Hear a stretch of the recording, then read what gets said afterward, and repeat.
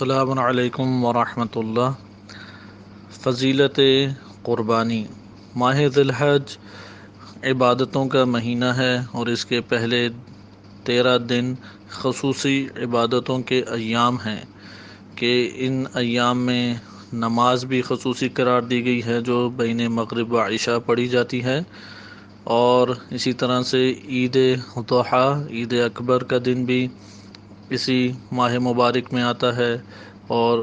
اس کے کچھ اعمال ہیں جن اعمال میں ایک اہم ترین عمل راہ الہی میں تقرب الہی کے لیے جانور کو ذبح کرنا اور قربان کرنا ہے۔ سورہ حج آیت نمبر 37 میں ارشاد باری تعالی ہوتا ہے، لن ینال اللہ لحومها ولا دماؤها ولكن ینالہ التقوی منکم، کہ اللہ تعالیٰ تک اس قربانی کا نہ گوشت پہنچتا ہے اور نہ اس کا خون پہنچتا ہے، بلکہ اللہ سبحانہ و تعالیٰ کا تم لوگوں میں سے جو متقی ہیں اور تقوی اختیار کیا ہے اس کا تقوی پہنچتا ہے۔ قرآن کریم کی اس آیت پہ ہمیں توجہ کرنی چاہیے کہ قربانی ایک ایسی عبادت ہے جس کے ذریعے سے اللہ کے قریب ہوا جا سکتا ہے، اور اس میں کئی فلسفے ہیں کہ جس کو تفصیل سے اگر ذکر کیا جائے تو وہ ایک طویل وقت کے محتاج ہیں۔ آپ کے سامنے مختصر طور پہ چند روایات اس کے ضمن میں پیش کی جاتی ہیں کہ سب سے پہلی چیز ہے کہ قربانی تقرب کا ذریعہ ہے، قربانی دنیا داری کا ذریعہ نہیں ہے، اللہ سے قریب ہونے کا ذریعہ ہے، اور اللہ کی خاطر اپنے مال کو خرچ کر کے اللہ سبحانہ و تعالیٰ کی راہ میں جانور کو حاضر کرنا اور اس کی قربانی کرنا، یہ مد نظر ہونا چاہیے۔ اگر یہ مد نظر نہ ہو تو انسان کا مال، اس کی محنت، اس کی زحمت یہ رائے گاہ جائے گی، اور قیامت والے دن اس کا کوئی اثر نہیں ہے، کیونکہ جس نے دنیا آباد کرنا چاہا ہے اس کی دنیا اس سے آباد ہو گئی، اور جس نے دین اور آخرت کو آباد کرنا چاہا ہے اس کے لیے بھی موقع میسر ہے کہ وہ تقوی کے ساتھ اس کو زندہ کر سکتا ہے اور آخرت کو آباد کر سکتا ہے۔ سوال یہاں پہ پیدا ہوتا ہے کہ یہ قربانی کیوں قرار دی گئی ہے؟ 3 روایات ہیں جو علل الشرائع میں ائمہ اہل بیت علیہم السلام سے منقول ہیں کہ میں وہ 3 روایتیں آپ کے سامنے بیان کر دیتا ہوں، جس سے یہ ہمیں پتہ لگے گا کہ یہ قربانی اللہ تعالیٰ نے کیوں قرار دی ہے۔ انشاءاللہ تعالیٰ اس کے بعد آپ کی خدمت میں اگلے درس میں احکام قربانی ذکر کیے جائیں گے۔ فضیلت قربانی اس ہمارے آج کی قسط میں بیان کیے جا رہے ہیں۔ پہلا آپ نے قرآن کریم کی آیت میں حکم کو ملاحظہ کیا کہ قربانی ذریعہ تقوی ہے، قربانی ذریعہ دنیا داری نہیں ہے۔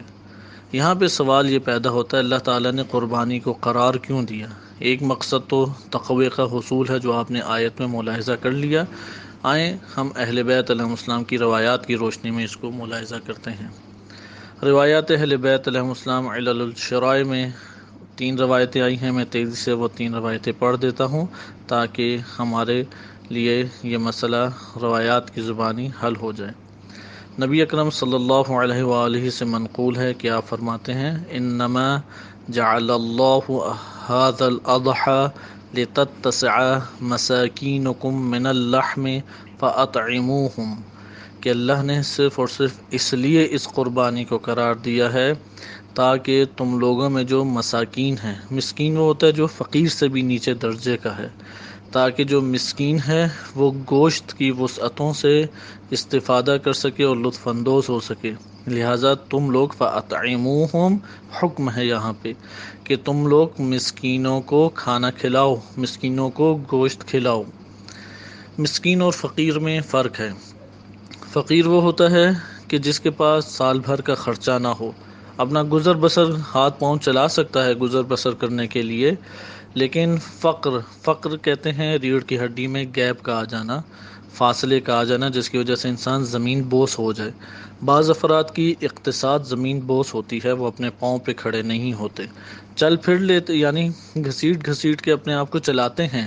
لیکن کھڑے ہو کے نہیں چل سکتے، ان کی اقتصاد اس قابل نہیں ہے، اسے کہتے ہیں فقیر۔ مسکین سکون ساکن سے ہے، مسکین وہ ہوتا ہے کہ جو فقیر سے بھی کم تر ہے،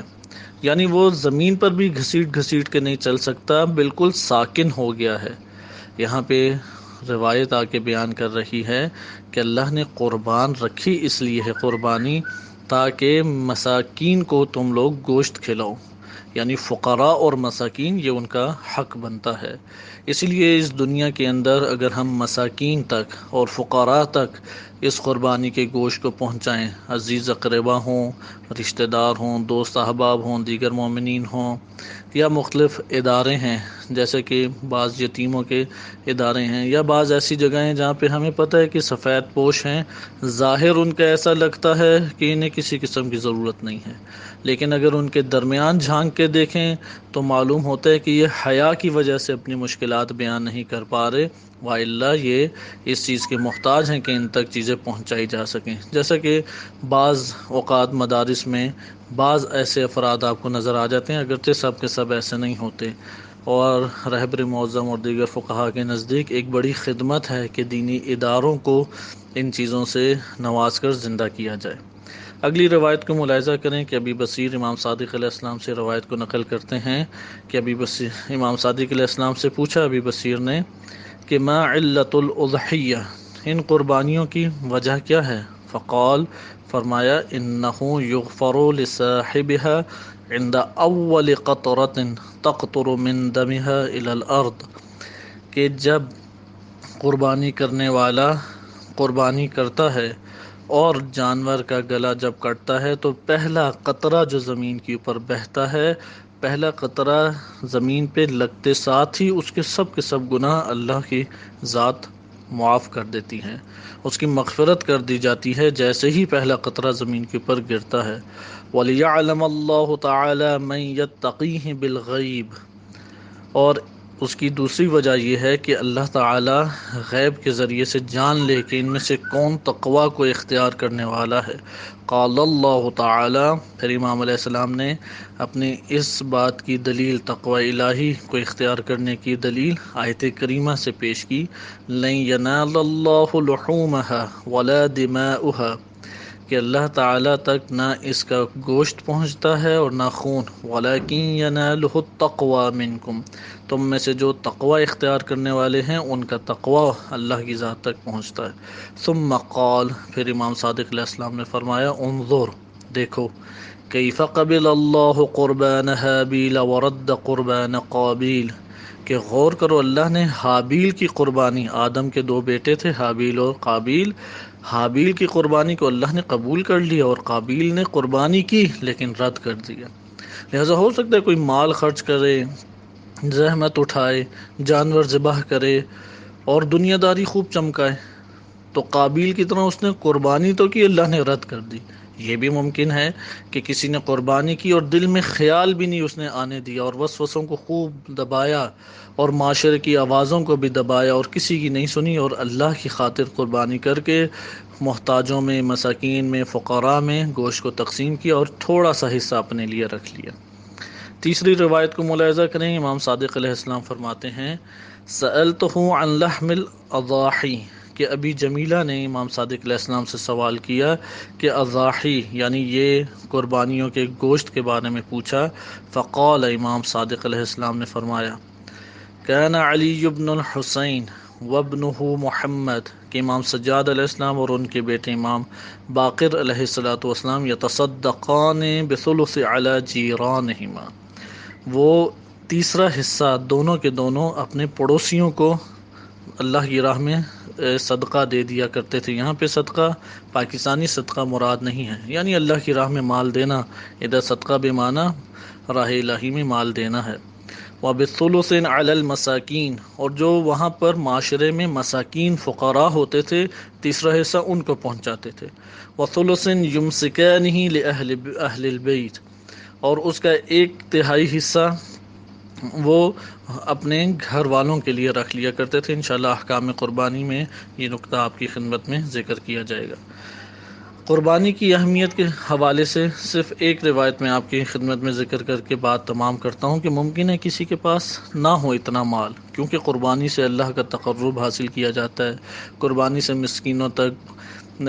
گوشت کو پہنچایا جاتا ہے۔ وہ فقراء اور مساکین جو پورے سال گوشت کو تناول نہیں کر پاتے، اللہ کی اس حکم کی وجہ سے گوشت کو تناول کرنے اور اس کی لذت سے لطف اندوز ہونے کا انہیں موقع میسر آتا ہے۔ ممکن ہے کسی کے پاس پیسے اتنے نہ ہوں، تو پیسے اگر نہ ہو تو دو ہمارے پاس حل موجود ہیں۔ پہلا حل خود روایت بیان کر رہی ہے کہ ام سلمہ بیان کرتی ہیں کہ من لا یحضر الفقیر جلد 2 صفحہ 489 میں روایت وارد ہوئی ہے کہ ام سلمہ بیان کرتی ہیں کہ میں نے نبی صلی اللہ علیہ وآلہ کے پاس آئی اور پوچھا، یا رسول اللہ، اے رسول خدا، یحضر الاضحیٰ، عید اضحیٰ آ گئی ہے، ولیس عندی ثمن الاضحیہ، لیکن قربانی کرنے کے پیسے موجود نہیں ہیں، فاستقرض واضحی، کیا میں قرض لے لوں اور قرض لے کے قربانی کروں؟ قال، آپ صلی اللہ علیہ وآلہ وسلم نے فرمایا، فاستقرضی، کہ تم جاؤ قرض لو، فإنہ دین مقضی، یہ وہ قرض ہے جو حتماً و حتماً ادا کر دیا جائے گا، یہ قرض ادا ہوگا، اس لیے گھبراؤ مت، جتنے پیسے لگتے ہیں لگاؤ اور قربانی دو، یہ ادا کر دیا جائے گا۔ ان روایات اور آیات کی بنیاد پہ ہمیں چاہیے کہ اس ثقافت کو زیادہ سے زیادہ فروغ دیں۔ اس میں آخرت بھی آباد ہے اور دنیا میں خدمت خلق بھی بہت بڑے پیمانے پر ہے۔ اور پھر مکتب تشیع میں ایسا نہیں ہے کہ صرف گائے میں حصہ ڈال سکتا، نہیں، بکرے میں 100 حصے ڈال دیں۔ مثال کے طور پہ کسی کے لیے اکیلے قربانی کرنا بکرے کی مشکل ہے، وہ 10 بندوں کو ملائے اور 10 بندے مثلا تھوڑے تھوڑے پیسے 1,000 روپے دیں تو 10,000 بن جاتے ہیں، 15 کریں تو 15,000 روپے کا ایک بکرا لے کے قربانی دیں اور وہ 15 افراد کی طرف سے قربانی قبول کی جائے گی۔ یقیناً بکرے کا گوشت 15 حصوں میں بہت اچھا تقسیم نہیں ہو سکتا، اس لیے گوشت کی تقسیم کے اوپر زیادہ توجہ نہ دیں تو انشاءاللہ قربانی کا ہدف پورا ہوتا ہے، اور تھوڑا حصہ لے کے بقیہ مساکین کے لیے قرار دیا جائے، یہ بھی اچھا ہے۔ یا ممکن ہے کوئی مالدار ہو، یہ بھی کر سکتا ہے کہ ایک قربانی خود کی اور اس طرح 10-15 افراد جوڑ کے جمع کر کے انہوں نے ایک بکرا خریدا اور کسی اچھے سے ادارے کو ہدیہ کیا کہ وہ شرائط کے ساتھ ان کی جانب سے قربانی کریں، اور تمام کا تمام گوشت غرباء، فقراء اور سفید پوش افراد کہ قرآن نے خصوصی تاکید کی ہے ان سفید پوش افراد تک ان امور کو پہنچانے کی، کہ سفید پوش افراد تک اس کو پہنچایا جائے۔ خداوند متعال بحق محمد و آل محمد ہمیں اس عظیم ترین عبادت اور اعمال کو انجام دینے کی توفیق عنایت فرمائے، اور حقیقی معنی میں تقوی، تقرب الہی کو